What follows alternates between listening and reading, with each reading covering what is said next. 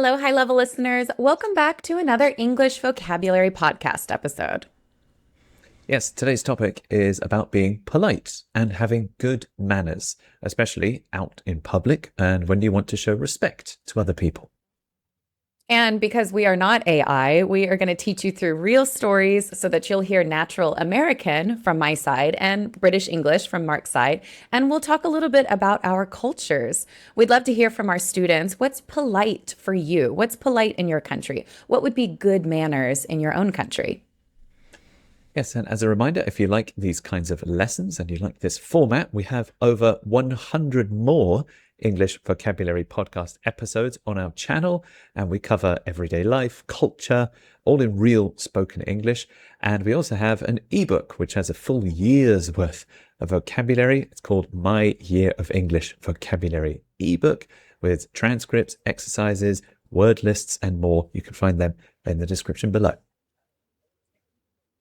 So we'll get started with our stories today. Like always, Kat will share her American story first, and then I'll go through mine. So Kat, what does politeness sound like in the US? Well, growing up in the South, we were taught to show respect to our elders, of course. I mean, everybody really, and also to mind our manners. We kept our elbows off the table, waited our turn in line, and we often said grace before eating. Our parents also taught us to always say please, thank you, and yes, ma'am, no, ma'am, so we wouldn't come across as rude or disrespectful to anybody. As an adult, I feel like a lot of manners come from being aware of your surroundings and really just reading the room. Okay, very interesting. All right, so Mark, what does politeness look like in your country, in the UK? I remember at school being taught proper etiquette at the table when I was only 5 or 6. So always wait until everyone's served and make sure never to speak with your mouth full. But the main essence of British politeness is not making a fuss or inconveniencing other people. Maybe that's why we say sorry so much, but it's our way of being considerate and showing that we're always mindful of how our presence affects those around us. Quite the British gentleman. Yes, I'd rather. Sorry. That's our favorite word. We'll talk about. Sorry, I sorry, sorry. Listening to yours, I thought of a lot of differences between the US and the I UK, which I'm know. excited to talk about. I think this will be a Absolutely. good Same cultural here. episode. For sure, for sure. Now, don't worry if you didn't catch everything the first time because we're about to go back from the start and kind of break the stories down line by line, kind of highlighting the best vocabulary and expressions, and to help you be able to use these phrases as well to talk about your own country and your own culture. Okay, so we'll go through Kat's story first, line by line. So back to the beginning. What are some ways to be polite in the US? Well, growing up in the South, we were taught to show respect to our elders, well, everybody really, and to mind our manners. Growing up in the South, we were taught to show respect to our elders, well, everybody really, and to mind our manners. So we've got some good vocabulary in this one, but how I started it is I said, growing up in the South, growing up in Texas, growing up in France, growing up in Mexico, growing up in the US. So this is kind of a way to start to say where I'm from. I grew up there, but growing up in the South, we were taught to show respect to our elders. We were taught. Now, this is kind of an interesting setup because we're using the passive voice here. Why? Because we were taught, my parents taught me. We, as children, were taught, and what's missing in this sentence is by our parents. Okay, so that's what's missing there. But someone taught me. I was taught. We're just kind of moving the subject around. So, growing up in the South, we were taught to show respect to our elders. Show respect. Now, when I show respect to someone, I treat them a little bit differently. I treat them better than other people. Okay, so I'm showing respect to our elders. Elders are people older than me. That's pretty much it. So if I'm a kid, elders to me might be just adults in general. Now that I am an adult, it might be someone that is much older than me. So we show respect to our elders. Well, Everybody, really. We need to respect everybody, I think, in general, and to mind our manners. Now, you can hear with my pronunciation, our is not our. You don't really need to make the full our. I'm actually kind of saying our. Mind our manners. Show respect to our elders. Okay, so you don't really need to do the our with the pronunciation there. Our elders, our manners. Mind your manners. That means that you need to be polite. You need to be respectful. Mind your manners. You know the rules. Obey the rules. Mind your manners. Okay, so what sort of manners were you taught? I mean, things like we kept our elbows off the table, waited our turn in line, and we often said grace before eating. We kept our elbows off the table, waited our turn in line, and we often said grace before eating. So I think the number one rule at the table is don't put your elbows on the table. So, kids, when we're just relaxing, we put our elbows on the table. I don't know why it's such a big deal, honestly. Like, I put my elbows on the table all the time now, unless I'm in a more formal situation. And then I definitely keep my elbows off the table. So, your elbow is the point here where your arm bends. So, keep your elbows off the table. We waited our turn in line. That's a really big one in the UK as well. So that is one thing that we share as a culture. Wait your turn. Wait your turn. Don't cut in line. Don't get in front of other people. We wait our turn in line. And we often said grace before eating. To say grace, you might kind of picture a family sitting around a table holding hands, and they say, let's say grace. When you say grace, you're giving thanks, you're praying, you're mentioning something about the food that you are about to eat. It's very common in the US and in a lot of cultures in America that people would say grace. And even to this day, some of my friends who are adults, we sit with their parents and we say grace before we eat. I would say two out of those three things Okay. are relevant to the UK. Elbows Hmm. off the table. Yes, I Okay. got shouted at for doing that at the school cafeteria. And then wait your turn. The fastest way to Big annoy a one. British person is to cut the line or Cut in line. Oh cut the man, couldn't queue, imagine. go in front of someone at an airport, at the train station, anywhere busy. Horrible idea. Yes, someone First, will tap that's you on the the shoulder. easiest way to make an enemy. Yes, but grace is not a common thing in British Okay. families. Perhaps Hmm. older generations who are quite religious may do it, but even Hmm. on Christmas or typically Christian holidays, no, I don't think I've ever It's said kind of grace in the interesting. UK. You don't have to be that religious to say grace. It's just kind of part of it's usually at dinner. We don't usually say Mm. grace before breakfast. That's kind of funny. We usually say it for dinner when the whole family's together. All right, so what about some common words or phrases that you can use to be polite in the South? Absolutely. So, our parents taught us to always say please. That's a big one. That one's the easiest one to say, right? Our parents taught us to always say please, thank you, and yes, ma'am, no, ma'am. So we wouldn't come across as rude or disrespectful. Our parents taught us to always say please, thank you, and yes, ma'am, and no, ma'am. So we wouldn't come across as rude or disrespectful. Now, of course, the please and thank you, that's pretty standard, right? I try to learn that in every language when I go to a new country. I learn to say please and I learn to say thank you. But this yes, ma'am, and no, ma'am, this feels more like the South of the United States. I don't usually hear this much in New York or even in California. Yes, ma'am, no, ma'am. Yes, sir, no, sir. But that is really like a big sign of respect. When someone is older than me, I say yes, ma'am, no, ma'am. Yes, sir, no, sir.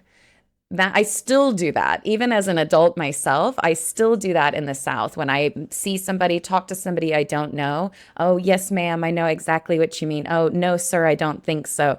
It still just comes out naturally because we learn it as kids. Now, we heard earlier we were taught. Now we've got our parents taught us.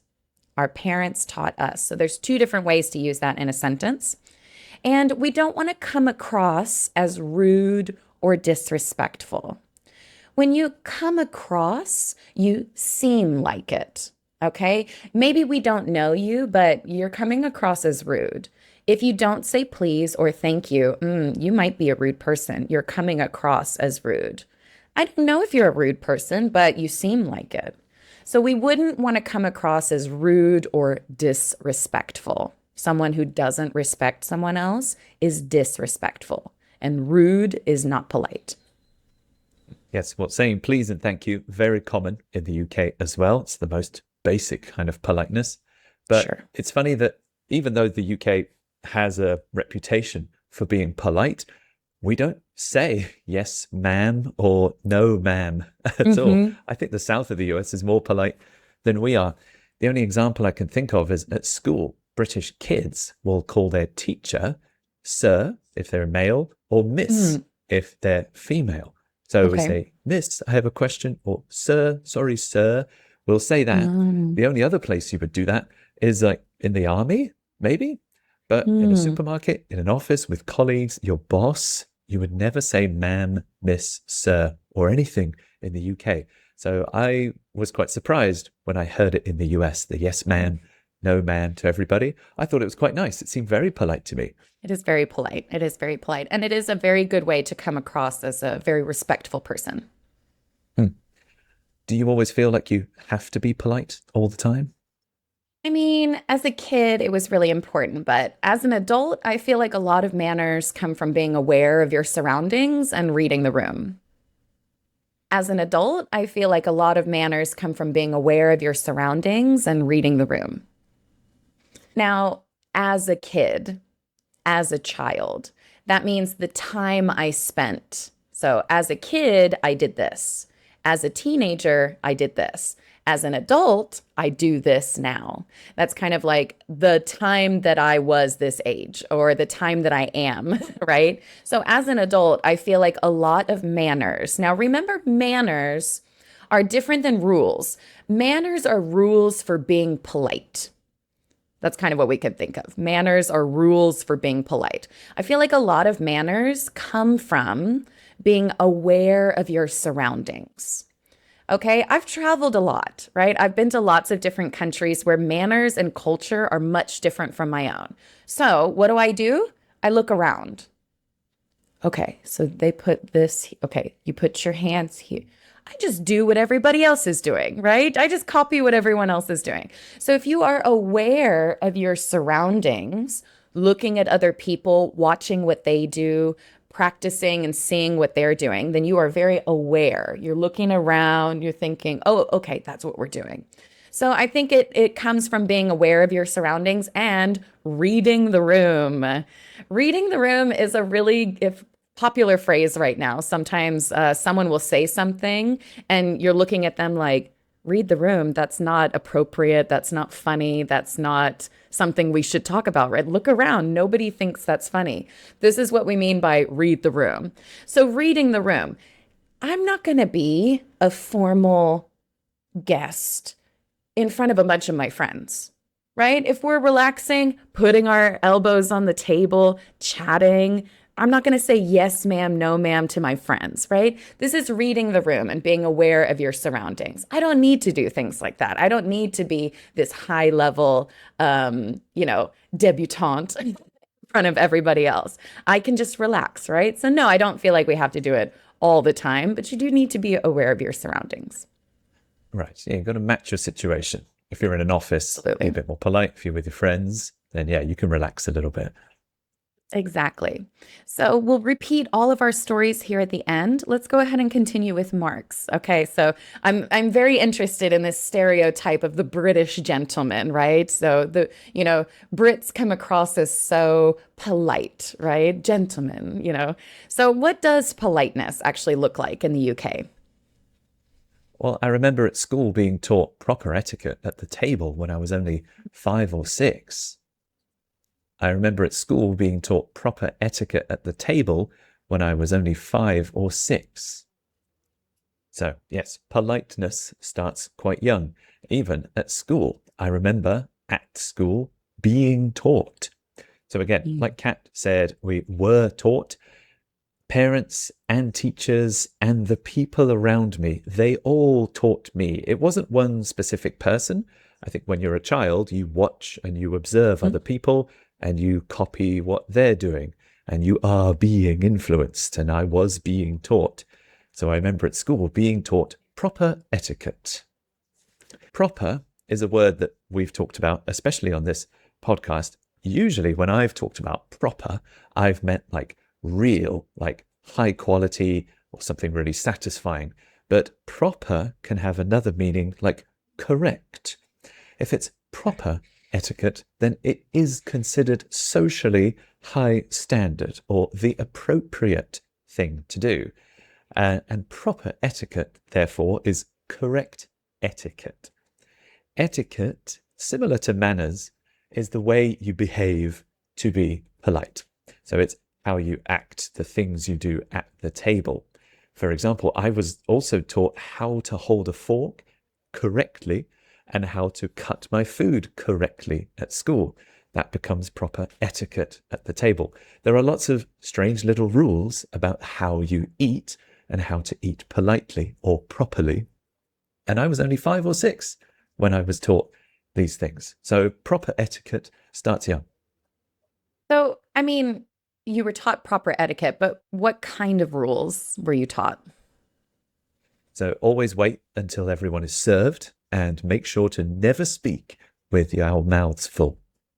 Oh, very important. We were taught that too. I just forgot about it. Oh, yeah. So Blah, always blah, blah, wait blah, until blah. everyone is served and make sure Mhm. to never speak with our mouths full. So, yes, I still do this now. Even if I'm in a restaurant and the waiter brings my food first, if the other people at the table don't have their food, I should Hmm. not start eating because they haven't been served, or not everyone is served. So, the proper etiquette is you should wait until everyone is served. Everyone has their food, then you can start.